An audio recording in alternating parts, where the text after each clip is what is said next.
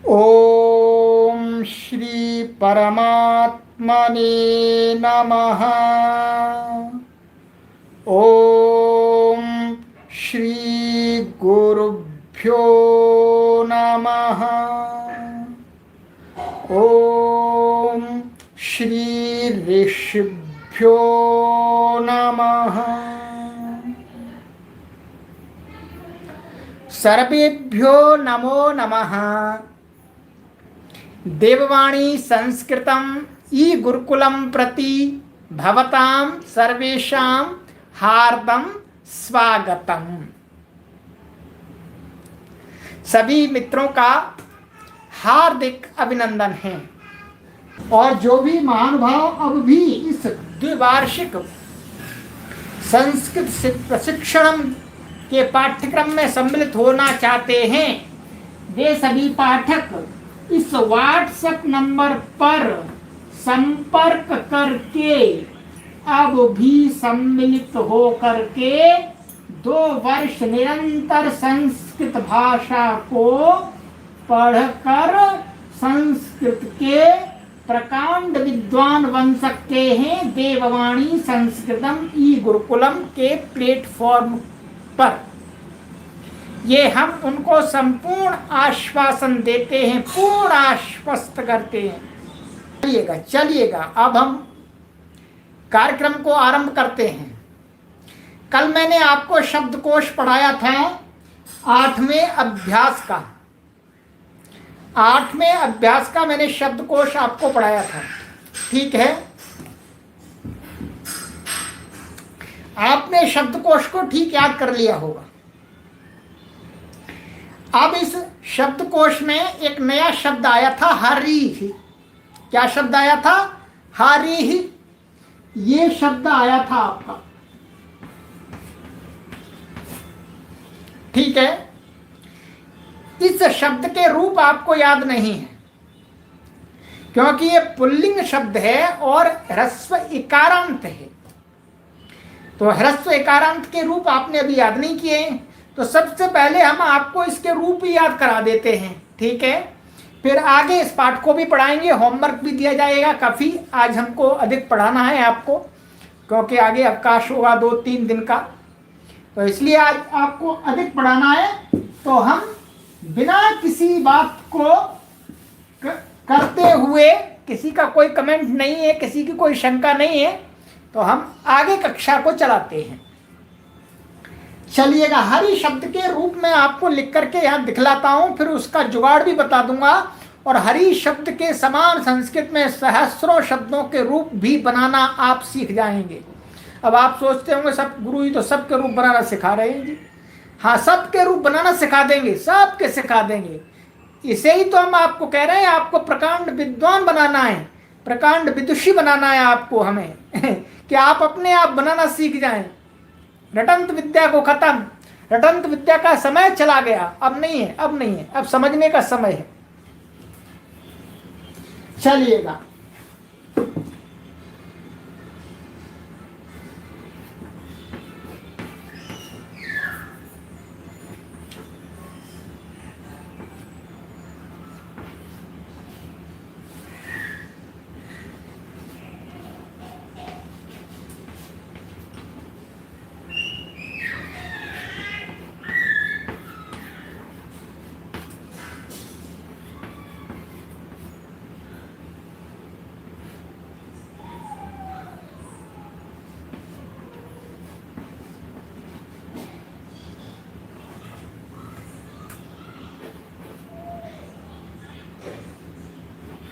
लिख देखते जाइएगा।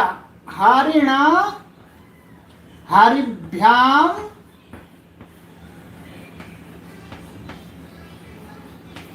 हरिभिः। इसके रूप सरल हैं, इसके रूप सरल हैं जी। हारये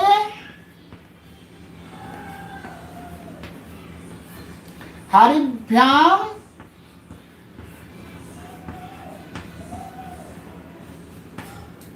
हरिभ्यः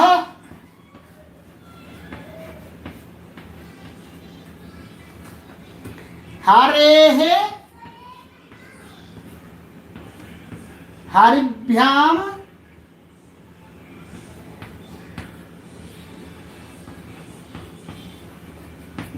हरिभ्यः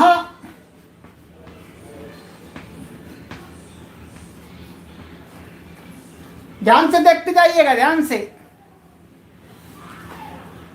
हरेः हर्योः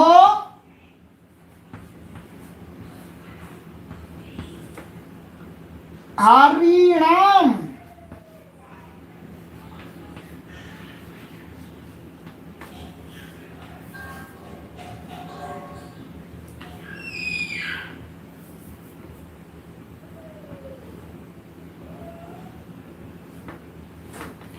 हरऊ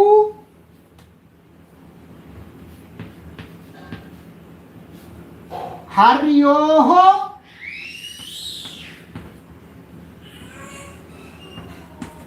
हरिषु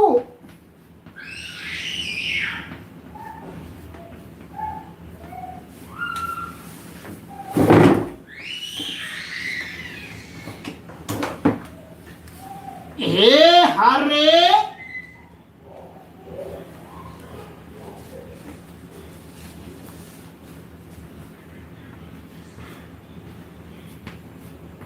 हे हरे हे हरि हे हरयः।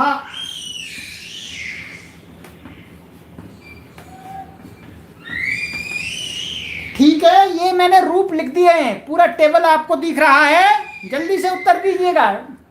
पूरा टेबल दिख रहा है अमित कुमार जी, पूरा टेबल दिख रहा है ये, जल्दी से बताइएगा।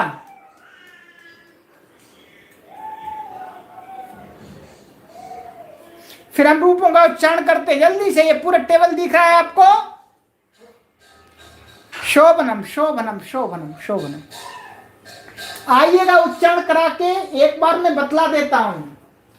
हरि हरि हरयः हरिम हरि हरि हरिणा हरिभ्यां हरिभिः हरये हरिभ्यां हरिभ्यः हरेः हरिभ्यां हरिभ्यः हरेः हर्योः हरीणां हरौ हर्योः हरिषु हे हरे हे हरि हे हरयः। ठीक है, ये मैंने पूरा रूप आपको इसका हरि शब्द का दिखला दिया। ठीक है, अब इसी के समान आपको दूसरे शब्दों के भी रूप चलाने। किनके? मुनि के, कवि के, रवि के, अग्नि के, गिरि के, भूपति, इन शब्दों के रूप भी आपको इसी प्रकार से चलाने। अब क्या उनको भी रटना पड़ेगा? नहीं रटना पड़ेगा, हम आपको एक जुगाड़ बता देते हैं, फिर आप इसी प्रकार से ह्रस्व इकारांत पुल्लिंग शब्दों के, सहस्त्रों शब्दों के रूपों का निर्माण स्वयं कर लेंगे अपनी प्रज्ञा से। ठीक है, तो ये आपने लिख लिया होगा। ठीक है, और यदि नहीं लिख पाए हैं तो आप क्या करें, कभी ऐसा भी कर सकते हैं, स्क्रीनशॉट ले लीजिएगा चलते हुए वीडियो का, तो ये पूरा आपका रूप आपके पास में आ जाएगा। नहीं लिख सकते हैं तो ये भी आपको हम जुगाड़ बता देते हैं। वैसे तो आप जानते ही ये सब कुछ, फिर भी कई हमारे पाठकगण नहीं जानते, उनको सहयोग कर दे रहे हैं हम। चलिएगा आगे आगे आगे। अब हम इसको हटाते हैं, अब हम जुगाड़ को देखते हैं।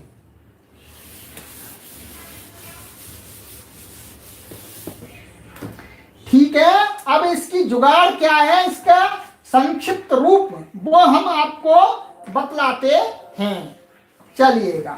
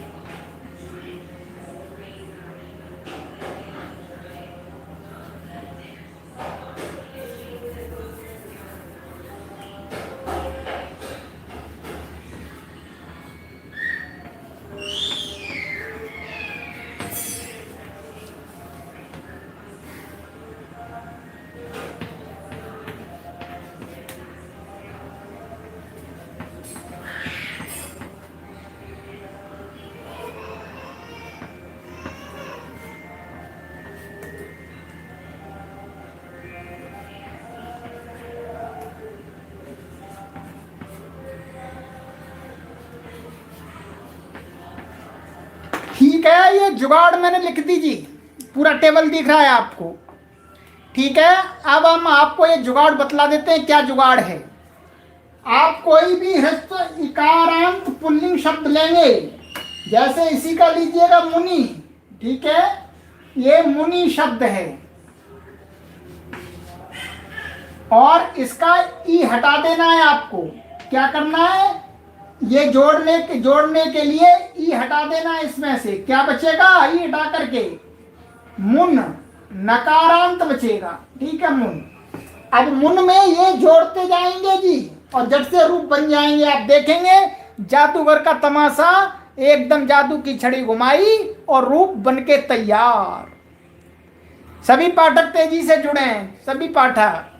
संख्या कम आज हुई है, क्यों हुई है, कल कक्षा लेट हुई तो क्या हुआ, क्या हुआ, हमने पढ़ाया, आपको पढ़ाया, फिर संख्या लाइव की कम कैसे हुई। चलिएगा, बढ़नी चाहिए संख्या।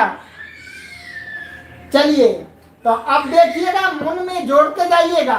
मुनि, मुनि, मुनयः, मुनिम, मुनि, मुनीन, मुनिना, मुनिभ्यां, मुनिभिः, मुनये, मुनिभ्यां, मुनिभ्यः, मुनेः, मुनिभ्यां, मुनिभ्यः, मुनेः, मुन्योः, मुनीनाम, ये ई है, मुनीनाम, मुनौ, मुन्योः, मुनिषु, हे मुने, हे मुनि, हे मुनयाः। ठीक है, बन गया। अब आप जो भी ह्रस्व इकारांत पुल्लिंग शब्द होंगे, इन संक्षिप्त प्रत्ययों को जोड़ते जाइएगा और चुटकी में रूप बनाते चले जाइएगा। कुछ भी नहीं रटना, बस इनको एक बार दिमाग में अपने स्थापित कर लीजिएगा। हजारों लाखों शब्दों के रूप आपको आज ही क्षण भर में याद करा दिए गए हैं। ठीक है, अब हमें नए माध्यम से संस्कृत भाषा को जन जन तक पहुंचाना है, सरल तरीके से, डॉक्टर कपिल देव महाराज जी की पद्धति से। ठीक है, हाँ, बहुत सुंदर। तो अब आपको ये करना है, इसी प्रकार से आपको भूपति का चलाना है, रवि का चलाना है, और ध्यान रखना है जिस शब्द के अंदर र और श आ जाए, क्या आ जाए जी, इस बात को तो हमेशा रखना है। यदि र आ जाए किसी शब्द में अथवा श आ जाए तो क्या करना है, इस न को ण कर देना है और इस न को ण कर देना है। इसको कभी नहीं करना है, इसको नहीं करना है, केवल यहाँ और यहाँ बदल देना है। और र और श नहीं है तो ऐसा का ऐसा ही जोड़ देना है। चलिएगा, ये भी आपका हमने क्लियर कर दिया। और हमारे एक पाठक गण ने राम प्रसाद आर्य जी ने तो पूरा रूप लिख करके भेज दिया। बहुशः धन्यवाद। समीचीनम। चलिए, अब इसको आपको कल मुझे भेजने हैं इसी प्रकार से, सभी शब्द जो आए उनके रूप लिख करके। कुछ पाठक गण शिथिलता कर रहे हैं जी, शिथिलता करेंगे तो फिर हम कैसे आपको प्रकांड विद्वान और विदुषी बना पाएंगे। थोड़ा सा परिश्रम कीजिएगा, परिश्रम कीजिएगा, आपको विद्वान और विदुषी बनाना है जी। ठीक है, चलिए अब आगे चलते हैं।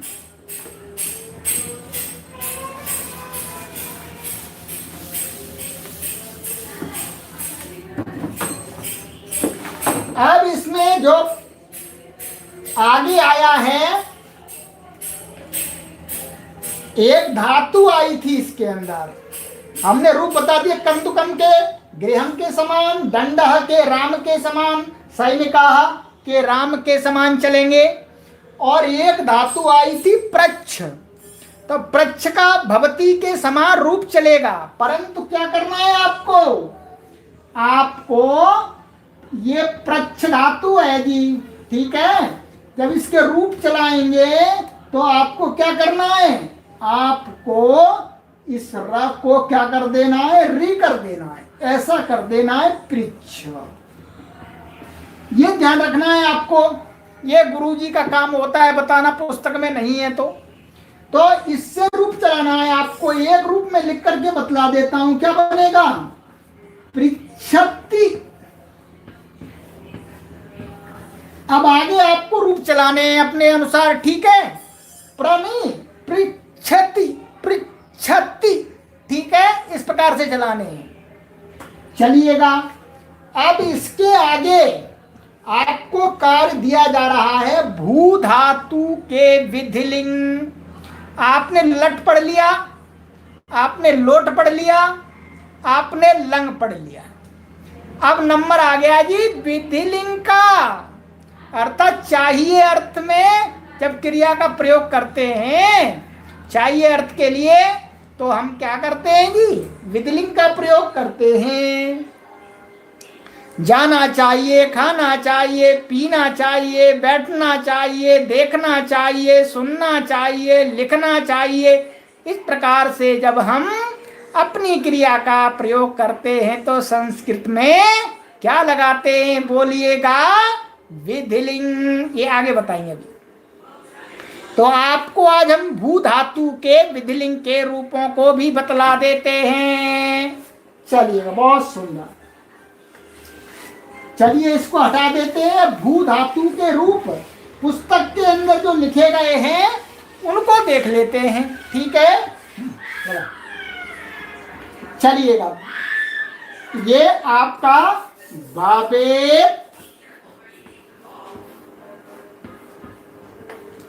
बाबे काम,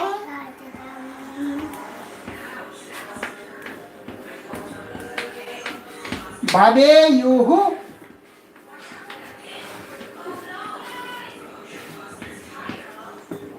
भावे है,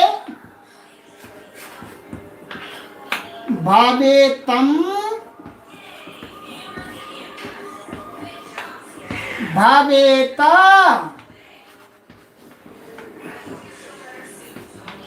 भावेयम,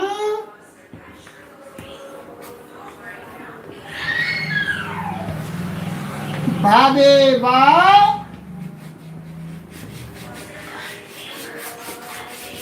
भावेम।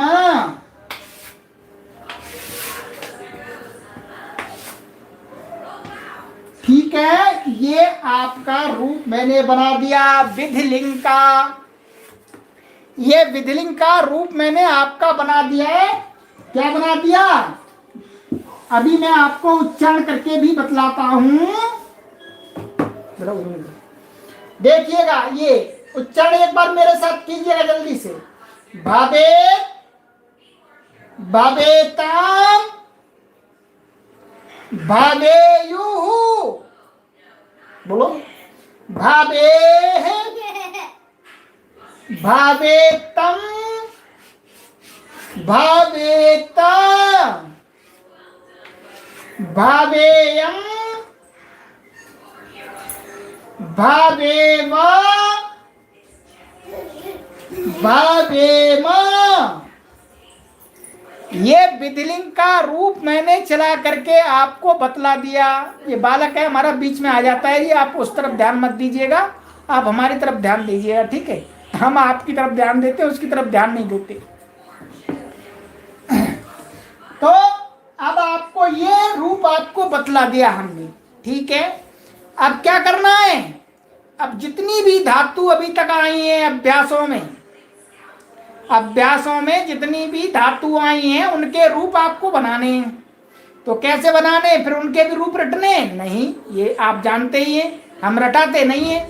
तो आपको फिर जुगाड़ बता देते हैं विधिलिंग के संक्षिप्त प्रत्ययों के माध्यम से सभी धातुओं के रूप बनाने की, ठीक है?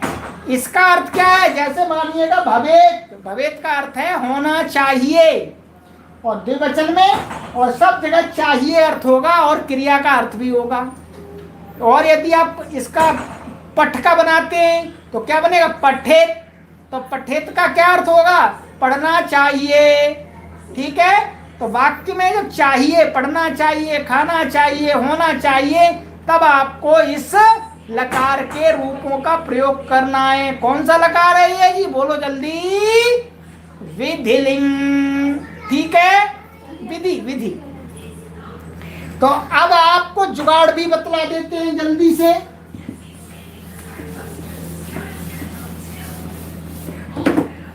इसकी जुगाड़ तो सरल है, कोई कठिन जुगाड़ नहीं है। चलिएगा, आइएगा, देखिएगा। ये एक, एताम,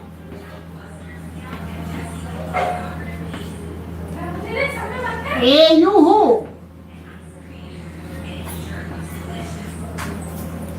और आपका ए है एतम, एता, और आपका एम,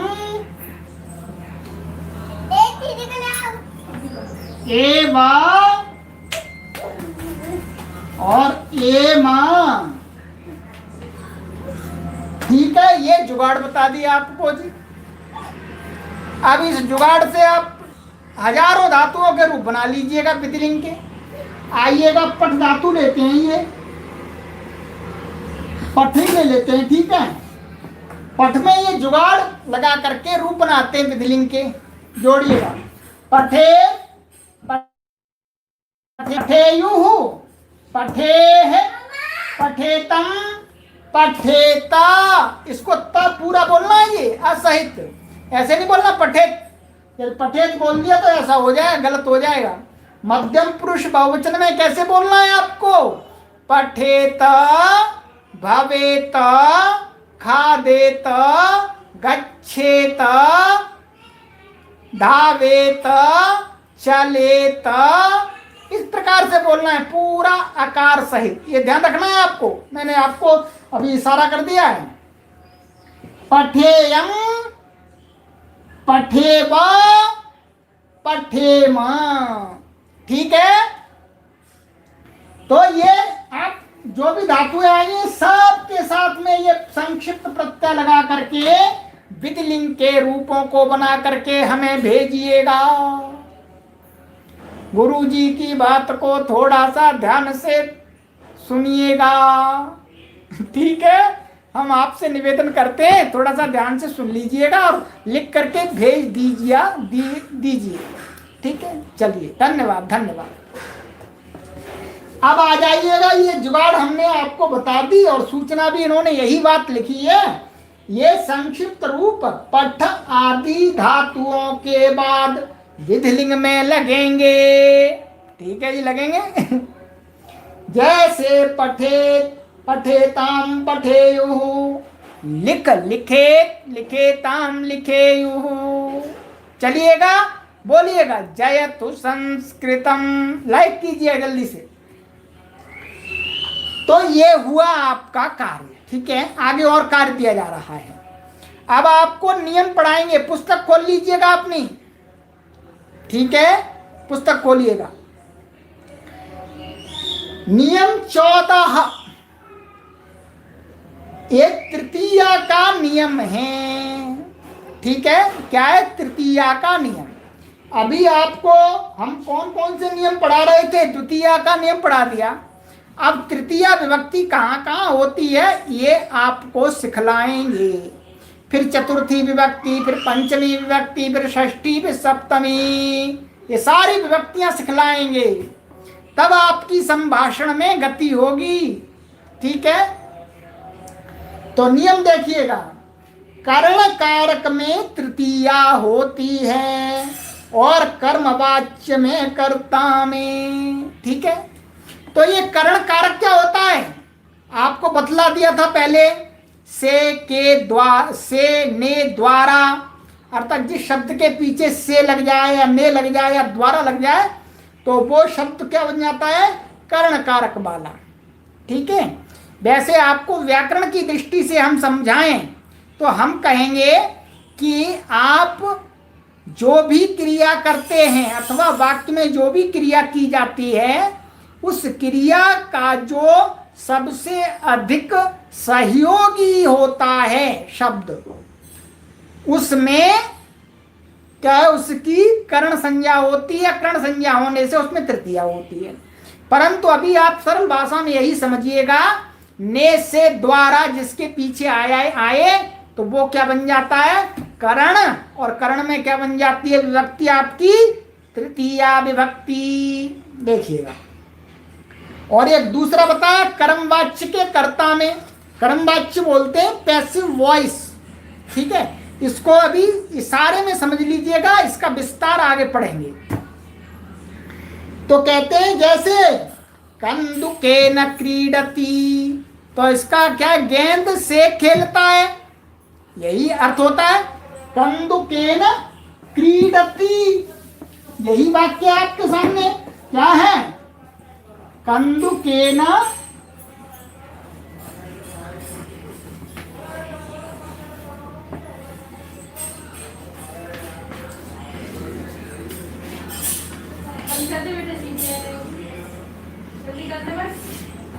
कंदुकेन क्रीडति का अर्थ है गेंद के द्वारा खेलता है अथवा गेंद से खेलता है, तो ये क्या बन गया, कर्ण कारक, ठीक है। और खेलने क्रिया का सबसे अधिक सहयोगी है, गेंद नहीं होगी तो किससे खेलेगा। अब आप ये मत कहना जी गेंद नहीं होगी तो और किसी से खेल लेगा, तो आखिर कुछ तो चाहिए, तो जो चाहिए वही है। तो यहाँ पर हमने गेंद ले ली है, कंदुक ले ली है, ठीक है। कहीं कैसे भी कि नहीं कोई बात नहीं, गेंद नहीं होगी तो हम और किसी से खेल लेंगे। हाँ, तो यही बात है, किसी से तो खेलेंगे, आखिर किसी से तो खेलेंगे, और खेलने के लिए पैर तो चाहिए, आखिर हाथ तो चाहिए ठीक है। तो अभी यहाँ पर गेंद को लिया है, गेंद के द्वारा खेलता है, तो गेंद क्या हो गई, कर्णकारक। कर्णकारक होने से इसमें कौन सी विभक्ति कर दी, तृतीया विभक्ति है। ध्यान रखना है आपको, समझना है ये अब ध्यान से। और इसी प्रकार से दंडेन गच्छति, दूसरा वाक्य क्या है, दंडेन गच्छति। तो कोई बूढ़ा आदमी है, वृद्ध आदमी है कोई, तो वो चलने में असमर्थ है, तो वो चलता है, कैसे चलता है, डंडा पकड़ के चलता है। तो उसके चलने में सबसे अधिक सहयोग कौन कर रहा है, डंडा कर रहा है। तो डंडा क्या हो गया, डंडे के द्वारा चलता है, तो डंडे के साथ चलता है, तो डंडा क्या हुआ, कर्णकारक। कर्णकारक होने से इसमें कौन सी विभक्ति हो गई जी, बोलो, तृतीया विभक्ति। दंडेन गच्छति, चलिएगा, ठीक है। अच्छा जी, अब एक दूसरा कर्मवाच्य वाला वाक्य दिखाया है, वो कुछ पाठकों की समझ में तो आ सकता है, परंतु अधिक पाठकों की समझ में अभी नहीं आएगा, क्योंकि वो पढ़ाया ही नहीं गया अभी, और वो पढ़ाया जाएगा थोड़ा सा आगे चल के, ठीक है। परंतु इंग्लिश में आप जानते हैं जिसको बोलते हैं पैसिव वॉइस, माने कर्मवाच्य। तो जब कर्मवाच्य हम बनाते हैं, कर्मवाच्य का अर्थात पैसिव वॉइस बनाते हैं सेंटेंस, तो उसके कर्ता में भी तृतीया हो जाती है। जैसे रामेण पुस्तकम पठितम, क्या है देखिएगा, रामेण पुस्तकम पठितम, ये वाक्य रख लीजिएगा, इसमें अभी ये मत पूछिएगा कि ये पठितम क्या है और ये क्या है, ठीक है। अभी मात्र यहाँ ये दिखाया जा रहा है, ये कर्मवाच्य है और ये इसका कर्ता है, क्या है ये कर्ता, और ये क्या है कर्म, और ये क्या है क्रिया शब्द, ठीक है। तो यहाँ ये जो कर्मवाच्य होता है उसमें होती है प्रथमा, और कर्ता में क्या हो जाती है तृतीया। तो तृतीया कर दी है, क्या कर दी, तृतीया, इस नियम से। तो रामेण में तृतीया हो गई, राम के द्वारा पुस्तक पढ़ी गई, बस इतना ही समझना है आपको, ये मुख्य रूप से ये नहीं समझना आपको, अभी वो ही समझने। दंडेन गच्छति कंदुकेन क्रीडति, ठीक है। चलिए आगे नियम बताते हैं 15वां नियम है, सह के साथ तृतीया होती है। एक आपको सह शब्द बताया गया था अभी इसी अभ्यास की शब्दावली में, क्या सह,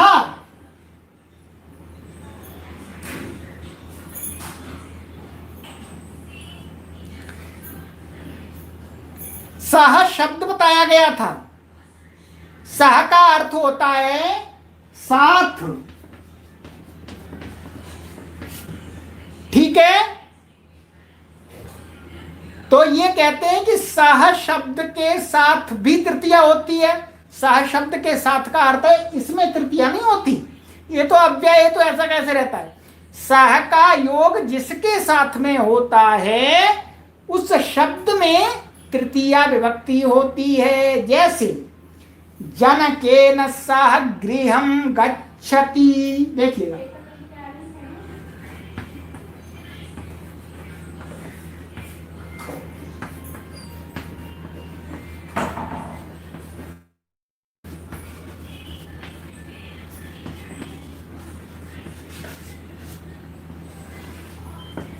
जनकेन सह गृहं गच्छति।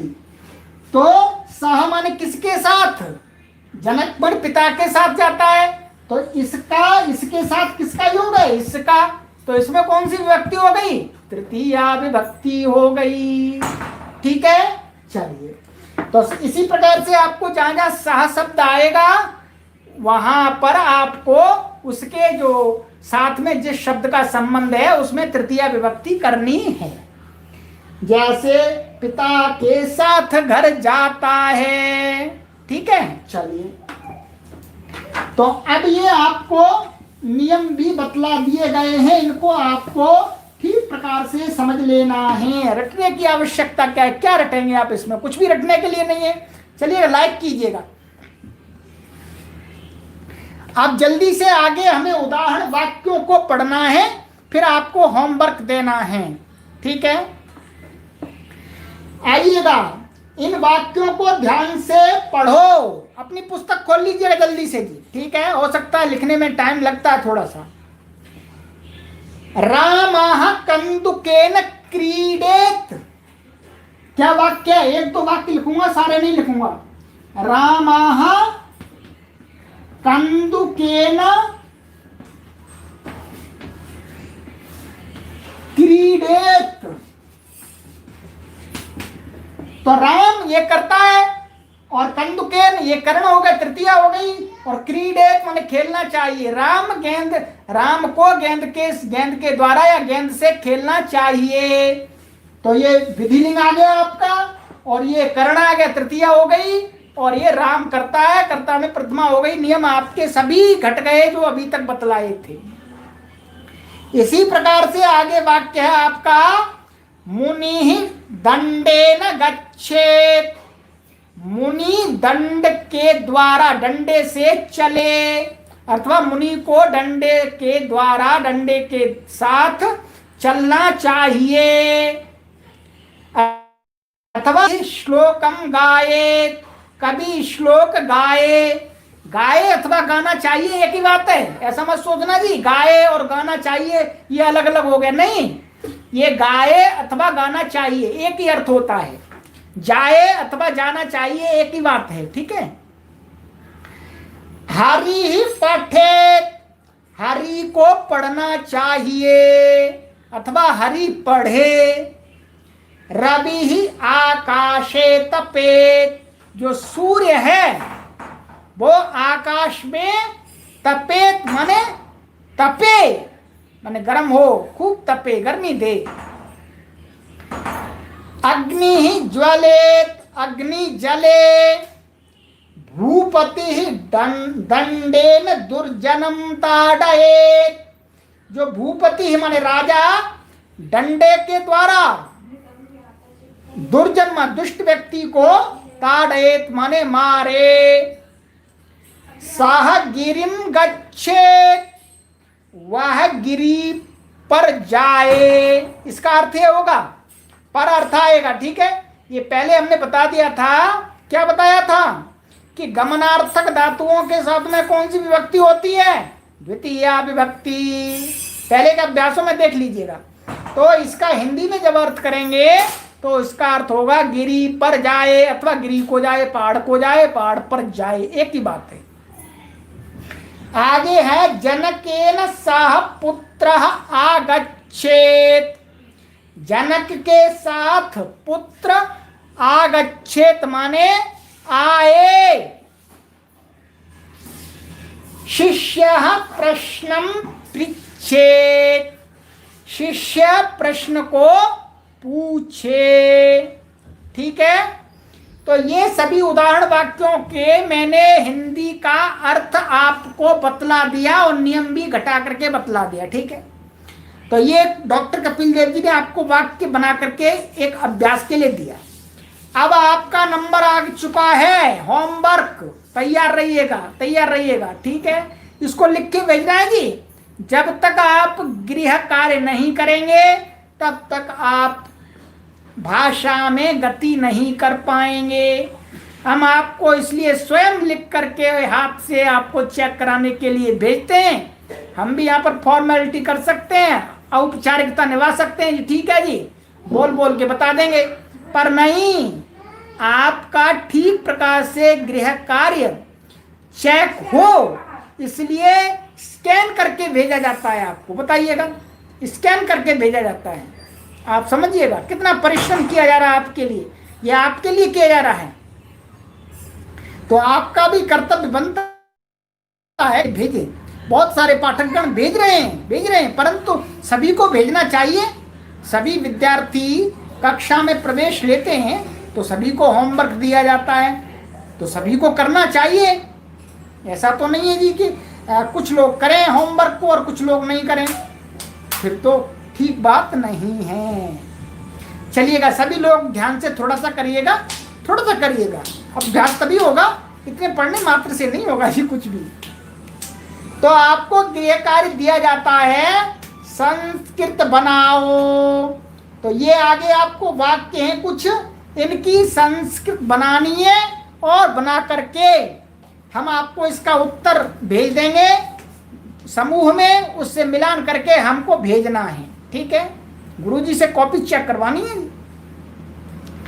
और इसके आगे है ख विभाग में निम्नलिखित प्रश्नों के संस्कृत में उत्तर लिखो। ठीक है, अब इसमें कुछ दिया है, तो क्या है, मैंने इसमें हाथ से लिख के भेजा है, भेजूंगा, परंतु आपको अपने अनुसार भी लिखना है और कुछ भी लिख सकते हैं। ठीक है, परंतु आपको यह ध्यान रखना है कि कर्ता के अनुसार ही क्रिया का पुरुष और वचन होना चाहिए, और जो नियम के अनुसार जो भी जहां जहां विभक्ति जो जो होनी चाहिए वो लगनी चाहिए। ठीक है, वाक्य आप कुछ भी बना सकते हैं। जैसे एक वाक्य में आपको यहाँ पर उदाहरण के लिए लिख करके बतला देता हूं। जैसे इसमें दिया है, प्रश्न दिया है, त्वम किम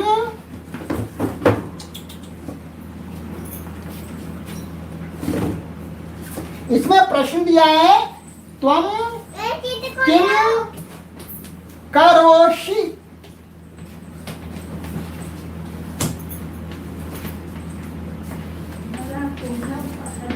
ये प्रश्न दिया है। ठीक है जी, ये प्रश्न दिया है इसमें, तो इसका उत्तर लिखना है आपको। तो मानिएगा मैंने इसका उत्तर लिखा है, अहम संस्कृतम पठामि। इसका है कि तुम क्या करते हो, तो मैंने उत्तर दिया इसका, अहम संस्कृतम पठामि। ठीक है, ये मेरा उत्तर है, परंतु आप इसकी जगह और कुछ भी लिख सकते हैं। जैसे आप लिख सकते हैं, अहम विद्याम पठामि, अहम भोजनम खादामि, अहम गृहम गच्छामि। आप और भी वाक्य लिख सकते हैं, तो मैं सभी वाक्यों को तो नहीं लिख सकता जी। तो आप इसमें आपको इतना ही चेक करना है मेरे वाक्यों से कि आपको इसके अनुसार क्रिया का पुरुष और वचन लगाना है, और जो भी कर्मवाची पद होगा उसमें द्वितीय विभक्ति का प्रयोग करना है। ठीक है, तो आगे ये 5 प्रश्न दिए हैं, इनके उत्तर आपको अपने अनुसार लिख करके भेजने हैं। ठीक है, ये आपका काम है। कुछ कार्य ऐसा भी होगा जो आपको अपनी स्वमेधा से करना होगा। धीरे धीरे ऐसा ही दिया जाएगा सारा काम, अब आपको फिर आगे धीरे से अपनी मेधा से ही करना होगा। गुरुजी के कंधे से हट जाना होगा, ठीक है। गुरुजी कंधे पे अधिक दिन नहीं चलाएंगे, ठीक है, हम भी थक जाएंगे जी। तो आपको अपनी बंदूक अपने कंधे से चलाना सीखनी है जी, ठीक है। तो इसलिए आपको ये सारा इतना परिश्रम कराया जा रहा है कि हमारे सभी पाठकगण अपनी अपनी बंदूक को, अपने अपने हथियार को अपने अपने कंधे पर रख करके चलाना सीख जाएं। किसी का सहयोग नहीं चाहिए आपको, आप स्वयं समर्थ बन जाएं, इसके लिए हम प्रयास कर रहे हैं। तो ये इतना कार्य दिया जाता है आपको आज, इसको कीजिएगा। आगामी कक्षा में हम आपको 9वां अभ्यास आरंभ करेंगे। अब तेजी से चलना है जी, ठीक है। हमारा प्रयास रहेगा कि जल्दी से जल्दी एक कक्षा में एक अभ्यास होना चाहिए, एक कक्षा में एक अभ्यास। इस पुस्तक के अंदर कितने 20 अभ्यास हैं लगभग, तो 20 अभ्यास हैं, इनमें से 8 अभ्यास हो गए आपके, 12 अभ्यास बचे। आगे की 12 कक्षाओं में इस पुस्तक को समाप्त करना है जल्दी से। जल्दी से मतलब बहुत हमने आपका बैकग्राउंड बनाया, आपका बहुत चीजें धीरे धीरे चलाई हैं, पर अब थोड़ी सी तेजी लानी होगी, ठीक है। फिर दूसरी पुस्तक, तीसरी पुस्तक, चौथी पुस्तक, 5वीं पुस्तक, 5 पुस्तकों तक तेजी से चलेंगे। फिर आपको 6ठी पुस्तक में फिर मास्टर बनाया जाएगा, फिर और ऊपर के नियम सिखाए जाएंगे आपको, ठीक है। तो चलिएगा, अब हम इस कक्षा को यहीं विराम देते हैं। आपसे निवेदन करते हैं कि पूर्ण उत्साह के साथ में, पूरे उत्साह के साथ में लगे रहिएगा, निष्ठा पूर्वक, श्रद्धा पूर्वक। क्या कार्य है, कुछ तो संस्कृत माता को 1 घंटा दीजिएगा। 24 घंटे में से 1 घंटा संस्कृत माता के लिए समर्पित कर दीजिएगा। कहिएगा संस्कृत माता जी आपको 1 घंटा दे दिया है और ये किसी के लिए नहीं है, ठीक है। ये हमारी ड्यूटी है, हम आपको जितना भी हो सकता है उतना उत्साहित करें, ठीक है। और आपको विद्वान बनाना, विदुषी बनाना हमारा परम धर्म है। तो इतना ही कहते हुए अपनी वाणी को विराम देता हूँ, आप सभी को प्रणाम करता हूँ। शीघ्र ही आगे की कक्षा में हम नए उत्साह, नए उमंग के साथ में और पूर्ण श्रद्धा और निष्ठा के साथ में मिलते हैं। सर्वेभ्यो नमो नमः।